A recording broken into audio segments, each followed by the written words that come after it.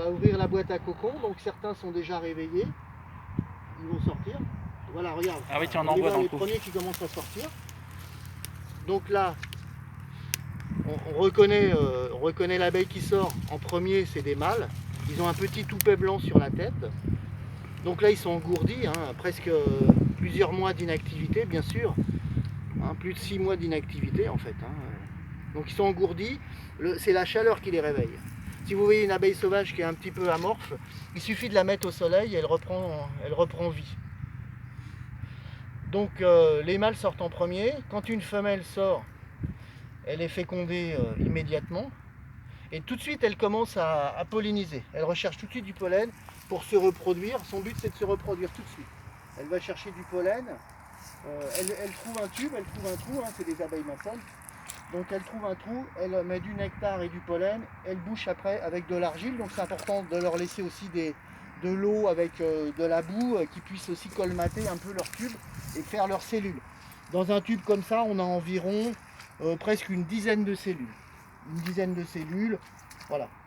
Donc l'intérêt, c'est de les laisser, une fois que tout est pondu, de les mettre à l'abri, pour l'hiver, et puis pour éviter qu'en plein été, quand les prédateurs sortent, ils viennent piquer ces abeilles, hein, parce qu'un hôtel à insectes, ça n'existe pas dans la nature. C'est un garde-manger pour les prédateurs, en fait.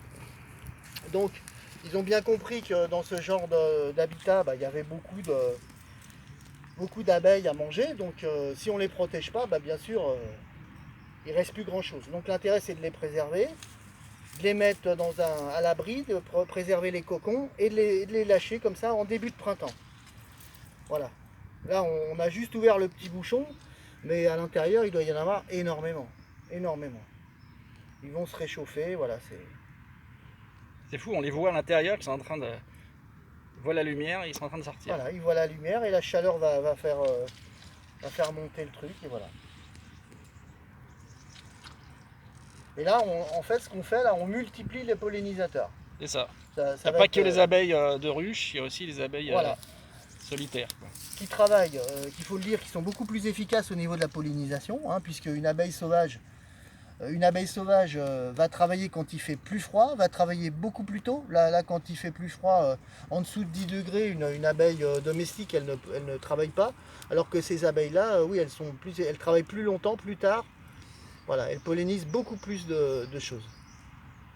En plus, bon, des fois, une abeille est dédiée à une fleur.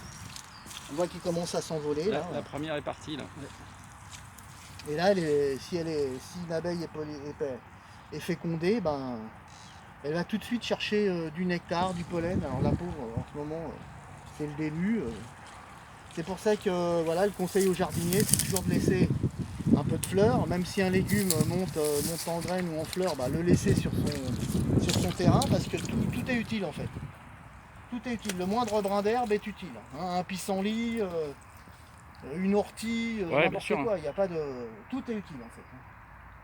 Mais là, ça grouille là. Dès qu'il a, c'est juste le réveil, mais dans quelques semaines, ça grouille hein, sur un hôtel à insectes comme ça. Une fois qu'ils seront un peu plus sortis, je vais aller en mettre sur le grand hôtel à insectes et puis c'est sympa aussi. Bravo Michel. Merci Michel pour ces explications très claires. C'était une vidéo du groupe Biodiversité. Ah ouais, super. Retrouvez cette vidéo sur le site www.jardindebordes.org.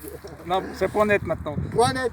Avec des jardins fait par permaculturels Didier, la webmaster.